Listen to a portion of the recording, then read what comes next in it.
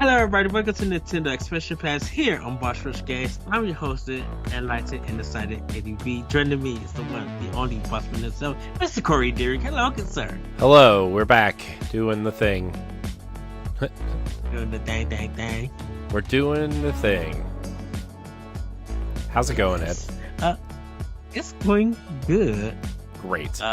Glad to hear it. It's getting a little bit colder, so the snow is going to be coming in. I'm just like, I know, I'm freezing right now because it's cold in my house. I thought I could kind of wear my t-shirt, but I'm having my hoodie on. And nope. That was just like, it's good 10 minutes. I said, yeah, the sun is coming back on. Good times, though, right? Good signs. But Corey, we have some Patreon shout-outs to do.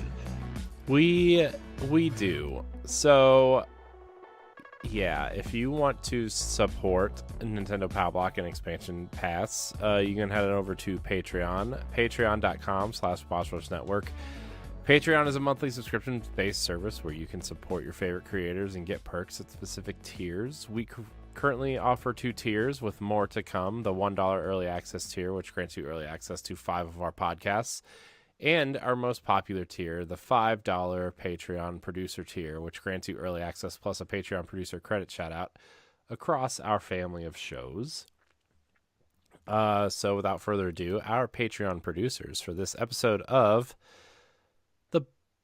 the blah blah Nintendo Expansion Pass. I almost said the Boss Rush podcast. It's the Expansion Pass are Adriel Munger, Always on Deck Comedy, Austin Campbell, Celeste Roberts, Christian Skipper, my wife, Sana Dirrig, Francisco Santillan, and Rebecca Jewell. If you subscribed after November 28th, which is the date we're recording this episode, apologize that we didn't get to you. We will get to you on the next episode. We're kind of recording a few out of order, but just so you know. But yeah, I want to thank all of our Patreon producers, all of our patrons, and all of the people who listen for free. Remember, all of our content remains free. We just offer a few perks to those who support us. Just a heads up, we will be adding some more tiers in the coming months, including our community interaction tier, our Boss Rush Party Night tier, and more. I think it's important to reiterate that our current tiers, our $1 and $5 tiers, will not ever change. They will not change. We will also be changing the URL of our Patreon in January to Boss Rush Media to reflect the vision and continuity of our company moving forward. So just a little bit of heads up for you patrons out there, or you free listeners who are not yet subscribed. So yeah. Also, for those of you asking, early access pertains to the Boss Rush podcast, Boss Rush After Dark, Expansion Pass, Talk the Walk, and 1v1. So, yeah, you can get all those shows 1 or 2 weeks early. Very excited for that. And, yeah, if you are a free listener, please leave us a 5-star rating and review on Apple Podcasts or Spotify. If you're watching the YouTube video, please subscribe to the channel, like the video, hit the bell, leave a comment, all those things. And we truly appreciate your support wherever you get your podcasts. I don't know why I said podcast like that. That was really weird. It's like podcast. You had to end it in a certain way. That's fine.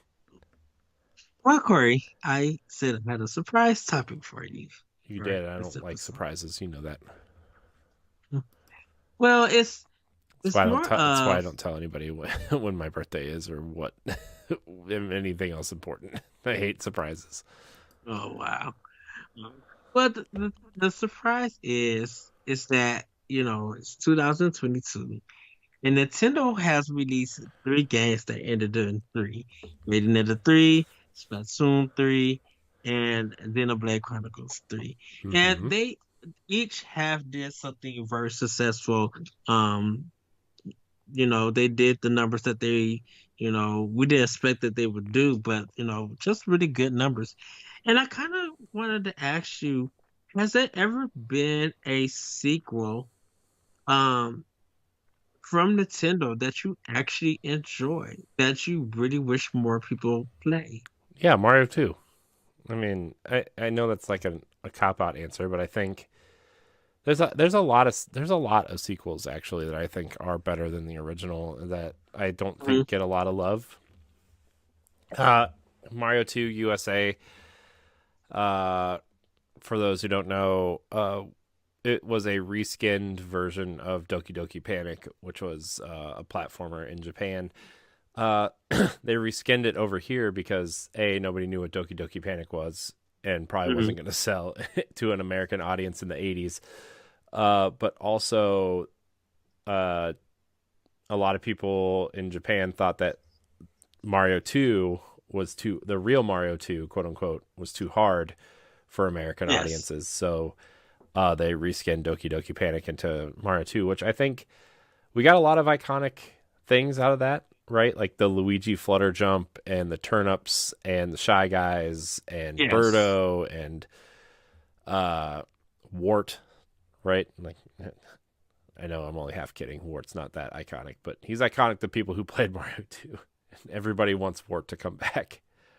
Uh, I do want him to come back. I want another game like you know what uh would be great? Super Mario Bros. 2. You know what would be great? If we got a sequel to Super Mario 3D World set in the world of Mario 2 and Wart was the bad guy instead of Bowser. Uh, please give that to me. That would I be will take it. like, I mean, Super Mario 3D World is my favorite 3D Mario game, and if we would get a sequel like that, that'd be so cool. Hmm. That'd be super cool. I don't know if I would want like I would want power ups, right? Like I wouldn't just want to throw turnips and stuff, but I wouldn't mind a cool kind of environment change from the stuff that we know. Like I mean, I know a lot of those levels are very different and they all look different and stuff, but they're all based around stuff we've seen before, right? And I don't think Mario 2 gets enough love. I really don't. Yeah, I know it definitely gets this love because of the soundtrack. Like that. That's yeah. Remember in the beginning where you just kind of like fall out of a door? It just starts where you fall out of a door and you have to Yes. fly all the way down to the bottom and like not hopefully don't land on the platform with the shy guy that's about to hit you. Oh It's man. it's And so weird. no, go ahead. Oh, yeah, it's so weird with the first level because you're falling down screen by screen. But when you get to the almost the end part to find Birdo, you're climbing the vines going up and up, screen by screen. Yeah. Yeah. Uh and then like you use the like the jars that you go down with the keys and you you throw the Hmm. stuff and then the door appears and you go into like the dark world and to pick up the mushroom or the coins or the whatever else and then the second world has the scary masks. The second Oh, level has the scary masks that chase you and like you're trying to fly on the magic carpets before they disappear and that mm, game is so weird, man. And then like they train you through the whole game to go through the bird doors and then the one random door just shoots at you and you have to like not die. yeah. I think that's why it's such a wonderful game. Like you said, it's wacky, it's odd, but it's fun in everything that you do with it. Being able to choose between four characters and like go through that world and everything. And the music is just so good. I know the music's Like I awesome. said, even the boss fights, like Mauser, you know, that's like he was like the kind of enemy in the game over King Ward in a sense. Yeah, I can hear the music too, like the what do you call it? The thing, the what do you call it? The gambling thing. Um Oh, and like yeah. Da, da, da, da, da. Yeah, and then it's like do do do do do, and then it just goes to the next level, making you feel all sad because you didn't win. It's just like, ah, That's, I used to try to get those cherries all the time and it never yeah, worked. So, nope, oh, nope, nope, nope. But that's one sequel I would pick is Mario 2. Love that man, game. I Oh, think I love that game. definitely for me, it's always going to be Super Metroid, Metroid 3. Man, Oh, just yeah, people like that. Super Metroid though. But this is the thing with Super Metroid. Think when I was a kid, when because Super Metroid had just came out, and my cousin had it, and we played it over the summer and everything. And it was kind of my first introduction to Metroid because I played the original one on NES, but I couldn't get, I never finished it because I just didn't understand it and everything. But I spent my summer playing that game with my cousin, and I ended up, one day he was just gone. I was at my grandma's house, and I ended up like literally beating that game. And it was just like, okay, now I get what this game is about. But it was just like all the little not cinematic, all the little kind of like cut scenes and stuff happening, and hearing the music and the fighting and the weapons and stuff. It was just something that I guess as a kid I never knew was able to be done and was able to be put into a video game. And it was just like I complained not one time at Super Metroid. Even if I die, I was just like, okay, let me press start and let me go. Yeah. You know, man, shoot. No, because see, Legend of Zelda 3, which is Link to the Past, that was another big one on Super Nintendo. But like Super Metroid was just one of the best for me. Yeah. No, I agree. But you said sequels that I think people should play, and I think a lot of people have played Super Metroid, and you switched it up on me. Well, I said ones that you definitely enjoy and yeah, that you wish that more people play and stuff. I think with Super Metroid, um, a lot of people haven't played Super Metroid in this time, in this day and age, and I think people started playing it because of Metroid Dread coming out last year.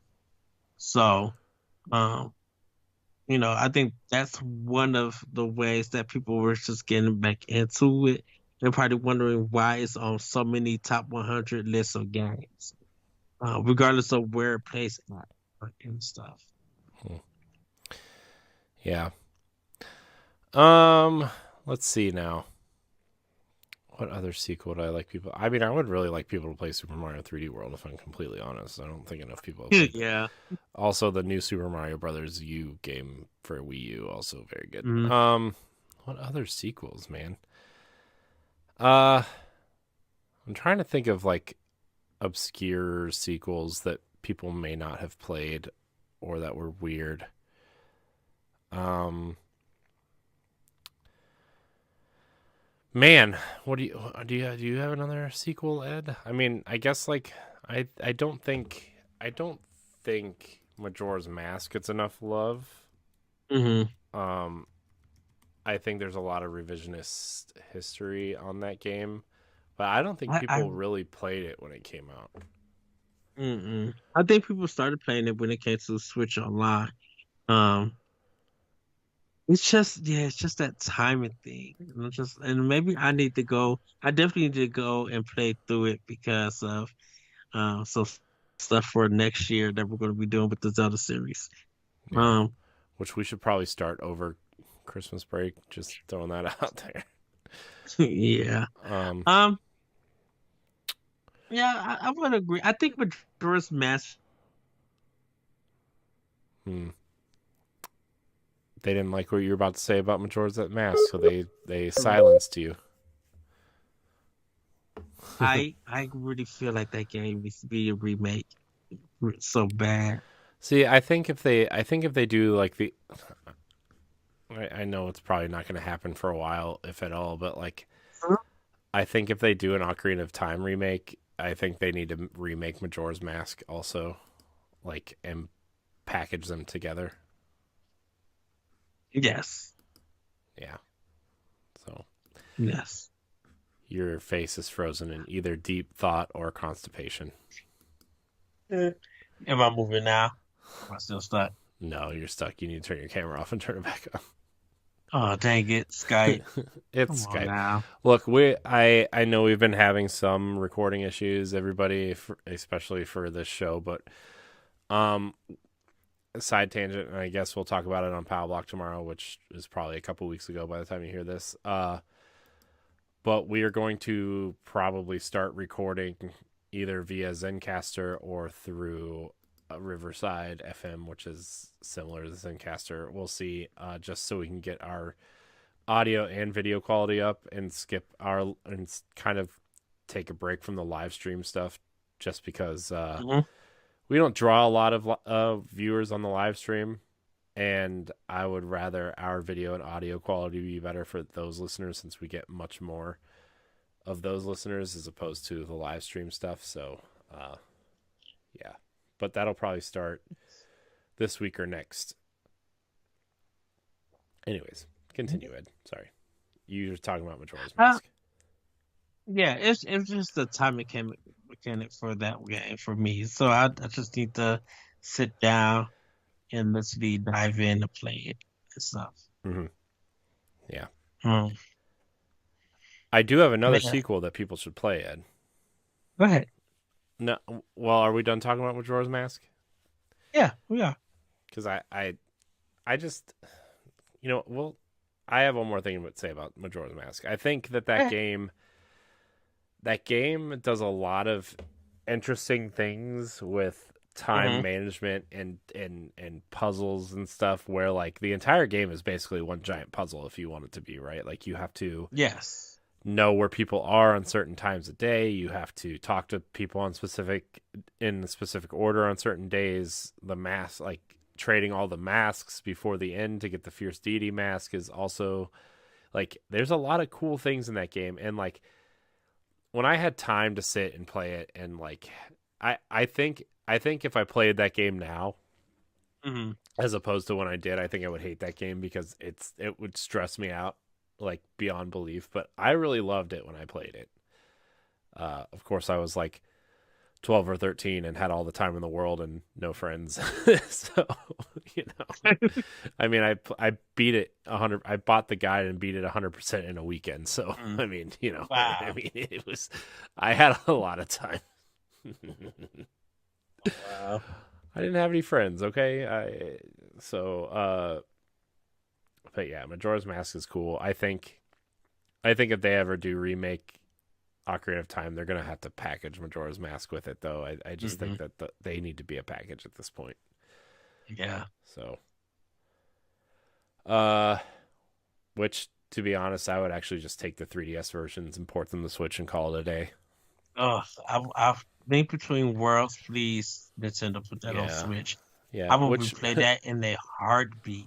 yeah. By the way, everybody go listen to our what 3DS games need remakes on the Switch episode. It was a good episode.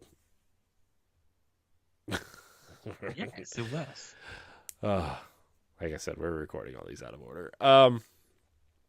So the other sequel, I know this is kind of like a weird one. I don't know if it counts or not, but people should play Near Automata. People should play that game. Um, Yeah, that counts. I didn't play the first one, to be fair, but I think I might play Near Replicant on something that it's on after I play Mhm. Near Automata. I think I that like I I really feel like that game is coming to Switch next I year. know I do too. I really think it's a as an E3 kind of it feels like a right summer game to be enough at E3. Yeah, And like I don't know if a shadow drop is good for it. I don't it's just that I don't know, but it feels like summer would be a great time for it. yeah, yeah. I mean I I don't think it's out of the realm of possibility for that game to come to Switch. I think Nier selling what it did in the first month or two definitely proves Mm, that there's an audience for that game. And I know that Nier is different than Nier Automata, but I think Nier Replicant will be coming. yeah, So it has to. I think because of how surprised people take it. And see, and I don't know the sales of how that game did for Near Automata. But I heard that it jumped it up like I think 5 to 5 million. Like I think it no, well, did it's at 7. It crossed seven. 7 Okay. million. Well, as of November, end of November, it was at 7 million. Uh, which so the last recorded numbers were 6.5 million in Hmm. what, July or August, and which means if it's at 7.1 million, the Switch version sold over 500,000 copies in a month, which is That's good. pretty awesome for that game, right? So, Hmm. uh, Which I don't know. That game feel like it had some distribution issues because it was hard to find that game at Best Buy, but like I mean, Target has some. I it's $30 on Amazon right now. So I mean, I think you just have distribution problems. I think that Well, I just think you have distribution. I have never had an issue with a game arriving late, not being able to find it in a store. Like I've just never had that issue. Well, it was surprising that like I said, when Best Buy didn't have it, I was expecting them to get it because they get a lot of Square Enix stuff, definitely on Nintendo. So to see that they didn't have it, but Target did, like Target only got like one copy, I think, one or two copies. And the Yeah. one the one that they gave me was just like, well, this is the display copy. This is the last one. So I'm thinking that they only sent two. So that's why I'm just like that. There may have been like a distribution issue Well, because when also, Best Buy don't have it, that's weird. I mean, I know that game sold 7 million copies, but that game's still like a niche game. Like somebody who Hmm. plays only games only like casually or whatever, not gonna know what Nier is, right? So, Yeah. uh, yeah, I think, but I think, man, that game's so good, man. And I'm not just saying that because you play as two sexy anime girls. Like I think that game is genuinely interesting and cool and fun, and the combat's great. And uh, yeah, everybody should just play it. Just play it. Yeah. Uh, one for me that I think people have returned to or are still interested. One of the games that I would definitely recommend, I think, is Luigi's Mansion 3. Yeah, I think that game is so good. Dark Moon was fine on 3DS. I mean, trust me, it was a really good game. But there was something about Luigi's Mansion 3 that I'm just like, oh, I'm enjoying all of this wackiness. So, um, and it was weird this October that people were jumping back on the game because they were just like, yeah, we want something spooky, but we want that casual spookiness. And people were just went back to Luigi's Mansion to finish it. hmm So I really think that one is a good one. Luigi's Mansion 3. Like the cutscene still opening, that opening cutscene, everybody just still wonderful. yeah, Um, to me. Now, what I do hope next year, and come on, Nintendo, I need Captain Toad Treasure Tractor 2. I need a sequel to that game. yeah. I'm I'm actually really shocked they fan of. didn't. I'm actually shocked they didn't make a sequel to that. I know they added levels to this one, but like, Mhm. I still feel like that game should have gotten a sequel by now. Yeah. Uh, and Yoshi's Crafted Story. Out of all three Yoshi games, should I count the DS one? No. Which one? Uh, no, four Yoshi games. I'm sorry. I forgot. There's Yoshi's Island, Yoshi's 64, Yoshi's Island on the DS, I think. Yoshi's Woody World and Yoshi's Crafted World. Mm. Uh, uh, no, Those are no, some games. yeah, but Crafted World. Oh, it's just the. I think that's the best out of all of them. With the level design, the challenge, the music, the boss levels, really, really good. Just so good. Hmm. everything. Yeah. Um. So the other another sequel I think everybody should play is Ukulele and the Impossible Lair. Um. Yes. If you like Yes. if you like the new Donkey Kong Country games, you're gonna love this game. It has the humor of like Banjo Kazooie, but the gameplay is totally Tropical Freeze esque. Hmm. Uh, I mean, they even pulled level designers and gameplay designers from the team from Tropical Freeze to help make this game, and it shows, right? Like the minecart, it has everything from like the minecart levels to like weird jungle and beach levels to like it definitely feels like a pseudo sequel to the Donkey Kong games. And so Yes. I mean, I know Ukulele was mediocre, right? The first one. Mm. I mean, I liked it well enough. I never finished it, but I liked what I played. Definitely felt like a love letter to Banjo Kazooie, but this Ukulele and the Impossible Lair is a top notch 2D platformer that uh, Yes. especially if you if you prefer Donkey Kong over Mario, like it's oh my gosh, it's so good. It's so good. It And then really like is. like the entire challenge is there's the Impossible Lair, which is like a really long hardcore platformer, and you're Hmm. not supposed to be able to beat it until you get all your power-ups or whatever, but people like speed run Yes. it and find ways to beat it without getting any power-ups. It's really interesting. So, uh yeah, Ukulele and the Impossible Lair. I love Ukulele. I think they're so cool. They're definitely. I feel like when you look at the early iconic indie characters, right, from Hmm. like early Kickstarter and stuff, you think of Shovel Knight. I think you think of Ukulele, and I think you think of stuff like Hyperlight Drifter and Axiom Verge. I know that those weren't necessarily Kickstarter games, but uh, Yeah. I'm just, you think of those early Kickstarter games and early indie games. Those are the characters you think of. And man, I wish Ukulele one was better, but Impossible Air, you can't get much better than that. So look at Ed in deep thought, frozen in deep thought. Hmm. Oh man. It's just it's me being relaxed on this pillow. Oh Yeah. man, good times. I think definitely for me, I still recommend people play Super Mario Maker 2. Hmm. Think that one is really good. And I think there's just so much possibility with that game that people still could make some bomb levels and get out. I would love to see that happen. Yeah. Um, but it was like it was a top tier game when it came out. People were getting it and making levels. But it kind of I think it just came out at the wrong time. It like literally kind of trickled out and faded out in Hmm. a sense. Yeah. I think I think my thing with Mario Maker 2 was it was the whole thing depended on sharing levels and keeping those levels Mm, stored, and Nintendo like just didn't do a great job of A, curating great levels, and B, hmm. getting people to stick around.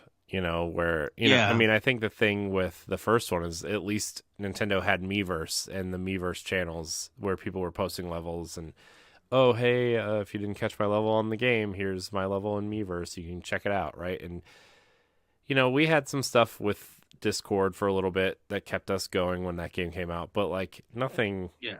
nothing super great. I mean, I wasn't a big Mario Maker guy. I made a couple levels and made you and Matt and people that we used to work with play them, but you know it was fun, but ultimately there's no, it just doesn't do a great job of curating and promoting. So Yeah. uh Yeah. great idea though. It's a great tool, right? And I actually think on that same level, Game Builder Garage is probably on the same level as that, Uh, but in like a yeah. way more technical way. Um And and I have that and I need to get on it. Yeah, designs and stuff. that's a game that I wish I had a lot of time for. But at the same time, it's like if I had time, if I had time to do that, why aren't I just like downloading Unreal Engine and messing around in that? You know, because it does a lot of similar things. But I don't know. That's just me. What is any more for you, Corey? um, yeah. I'm trying to like really think here. I'm going through my list of games on the um. So I would say everybody, No More Heroes 2, Desperate Struggle. Oh, oh my. From the first level to the end of that game as wacky. Of course, 3 is out. But man, Desperate Struggle, the second one is addictively fun. And great boss fights, like the designs of them and stuff. Uh, it's just, it's such a blast. So I would definitely go with No More Heroes, Desperate Struggle. Hmm, And I think it's available on Switch, so you guys can get the game. yeah, Mm. I'm trying to. I mean, I guess if we're talking about sequels, Donkey Kong Country Tropical Freeze is a great one. I don't really Mm-hmm. have much more to say about that game than I didn't already say during Ukulele. But you know that game's on Switch and it has the Funky Kong mode, which is kind of the easy mode, and Hmm. I think it's a great platformer. I think everybody should play it. Uh, I'm trying to go scroll down through my list here, Ed. I have so many games for Switch. Oh my gosh. Uh, I need to start updating my list. I got to put my my game collection that's back on here on my computer. So I guess because there's some stuff that I finished that I need to write that I said I completed. But then there's like a whole bunch of Switch games I need to add. Definitely with Black Friday, there's a lot of Microsoft stuff I need to add. That was, technically not a sequel, but or I mean it is, but it isn't. Dragon Quest 11. oh yeah. Darksiders 2. Actually I would say Darksiders 2 is a great game if you're into Zelda slash. Hmm. If you want a game that's kind of like Zelda and Diablo merged into one game, that's a oh my gosh, Darksiders 2 is amazing. I played it on Yeah. Wii U, but Someone just did a retrospective of that game. oh man, dude, Darksiders 2. I know people. I like a lot of games that people don't like. I don't know Hmm. why, but I don't know why people don't like Darksiders. But man, Darksiders 2 is just for me that's like I a mean, must own action puzzle game. Like I think Darksiders 2 is awesome. I know when the first one came out, it was one of the four games that I got for my PlayStation 3. When I finally bought my own system. And Darksiders 2, I own it so many places. I just need to finish it. I think I own it on Wii U also with the digital version. Hmm. Yeah, it's like I mean Darksiders 1 was okay. Like it was fun. Like it wasn't great. It Hmm. was like how they pitched it was like classic God of War, like the original God of War trilogy Hmm. with Zelda puzzles. And it was almost that, right? I mean, it wasn't as good as either of those games, but like the puzzles were fun enough and like the combat was fun. But Darksiders 2, it definitely the Assassin's Creed effect where like they had a cool concept for that first game and then they took the second game and like really fleshed it all out and added like the loot driven stuff, which I thought was awesome, and Hmm. the horse, right? There's no Yeah. place for a horse. That voice is just so. Uh, and then like when Darksiders 3 came out, it was more of they tried to make their version of like a Souls Souls game. game, and it was cool, but like two is they should have stuck with what they did with two, and I understand like uh who did it? Who did Darksiders 3? Airship Syndicate? Gun games. Uh, Because 'Cause One what? Well, they were there's two. for virtual games, Well, the thing is, Gunfire games. are you sure Gunfire did 3 or did they do Genesis? They did the third one. Uh, I'm looking it up because I think it's the other way around.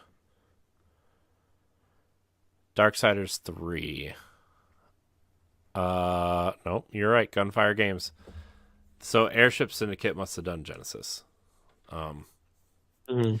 Either way, that studio, the founder is funny because the founders of that studio left to form new studios, and then THQ went under, and then and like the whole Nordic Embracer thing, THQ Yeah, Nordic thing happened, and then they both studios ended up getting purchased by what is now the Embracer Group, and both studios now make Darksiders games. So, right. uh, man, Darksiders 2, man, so good, so good. Which is I think they just overdid it with the loot drops for that game. Yeah, but I think that's what I think that's what a lot of people want from a loot game because I know people want that Diablo-esque feeling where every enemy explodes with Hmm. like 100 things, right? But Uh, I don't want to say Borderlands 2 on Switch also mm, is something because I did like Borderlands 2 on PS3.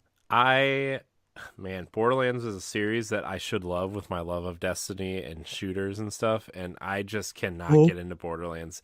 I was even staring at Borderlands 3 today on the Xbox store. I was like, it's dude, the box is literally sitting on my PlayStation 4, and it's just like, should I install it and try to finish this gosh, game? I'm just looking at it. I'm like, this is a game that I know I should love, and I just I can't get into Borderlands. I don't know what it is. I like stupid humor.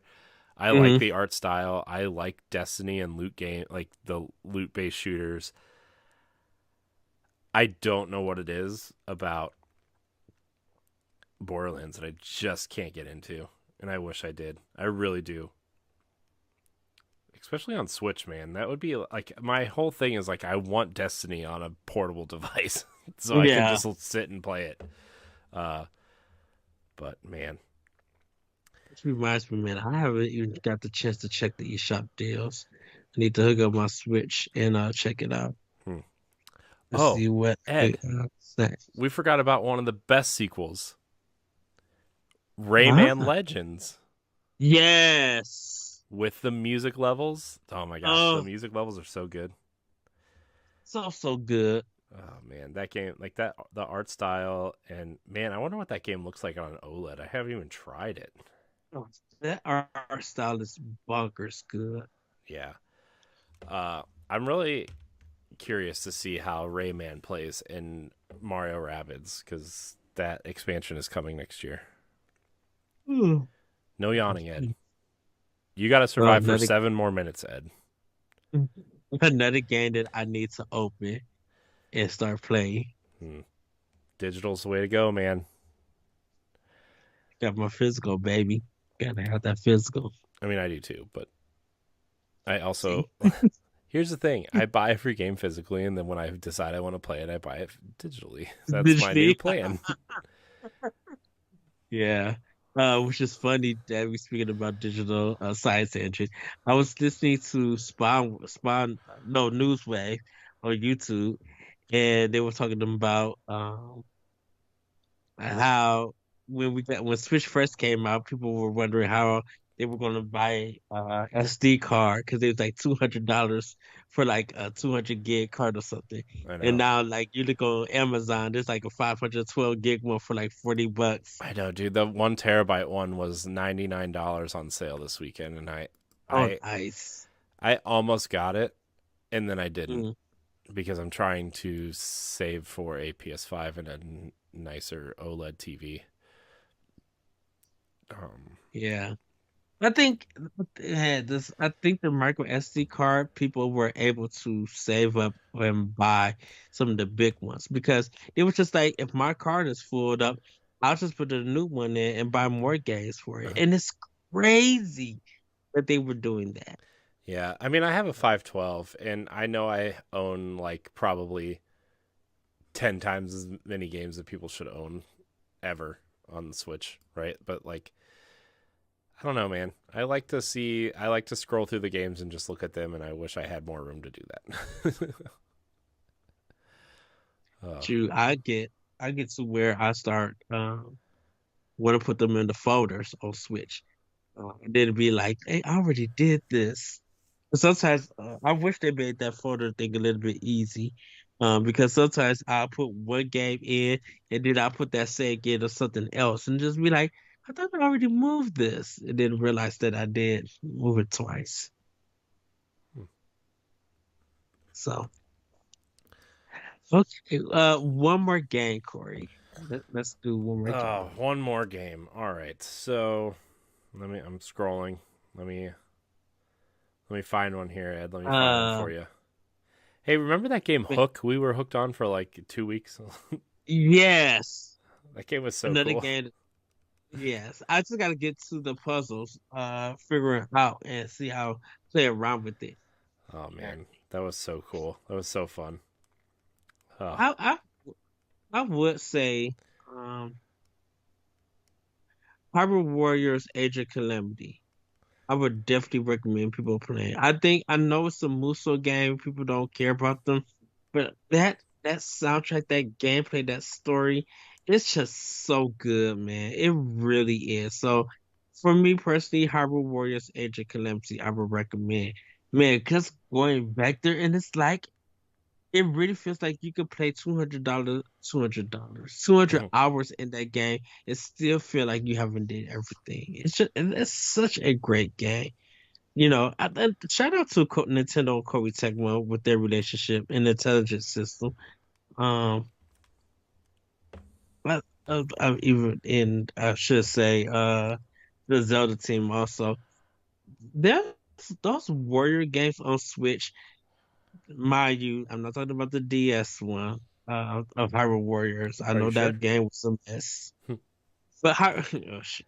Hyrule Warriors Age of Calamity 2, I think it really made people interested into the Muso games. And I would never think that Nintendo would get a community of gamers to go play something that was developed from Koei Tecmo with them as a Muso game.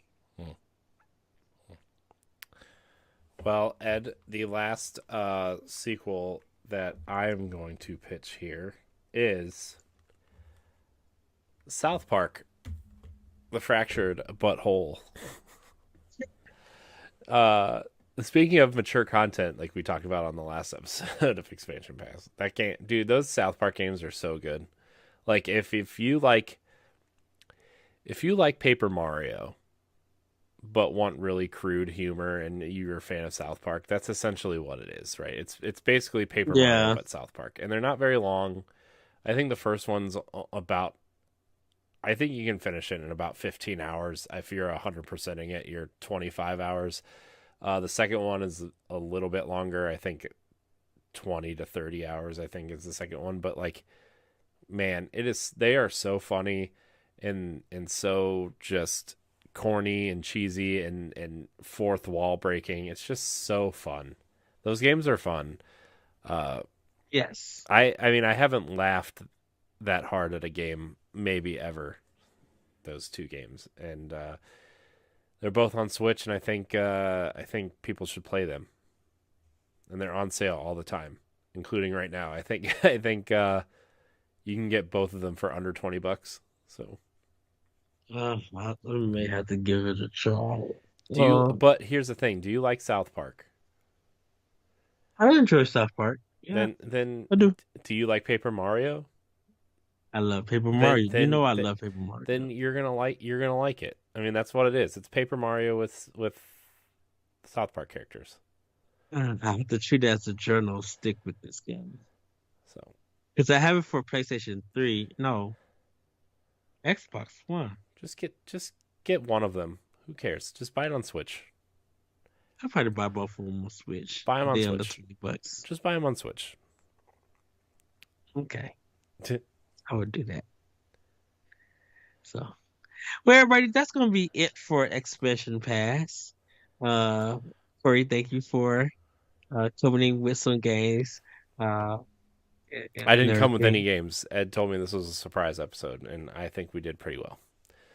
Yes. Also, play Um. for all the sequels we talked about. Play the originals too, because you know, Yes.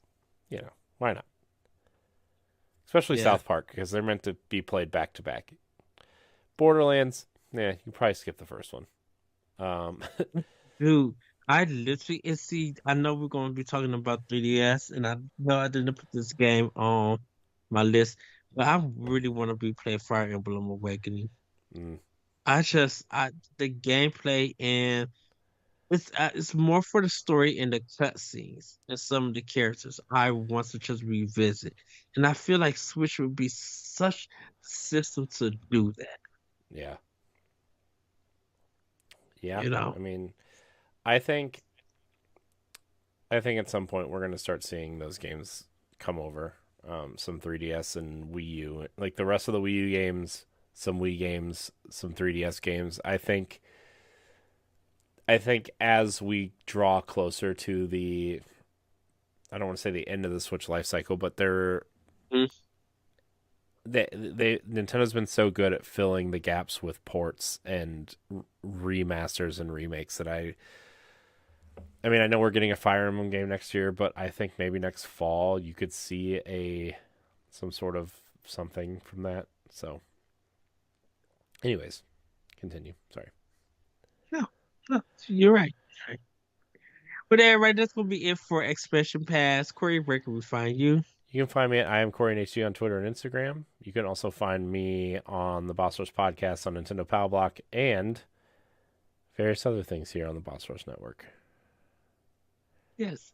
You guys can find me on Twitter at that retro code, and on Instagram. You can also find me on Talk the Walk, Nintendo Power Block, and other podcasts here at Boss Rush Games. Um, you guys, hopefully, like Corey said, that you tried the sequels that we kind of talked about and the originals. If they're available on Switch Online, give those games a go and stuff. And no, they don't all have to be Nintendo. It could be third party games, from indies and stuff, and even with the Sega Genesis stuff that's on there. I always talk about Streets of Rage 2, but I'm like, play Streets of Rage 3. I'm like, it's a good game. It's very different and challenging, and I think you would definitely enjoy it. But everybody, have a great week, have a great weekend, and we'll see you next time on Nintendo Expansion Pass. Bye, everybody. Bye.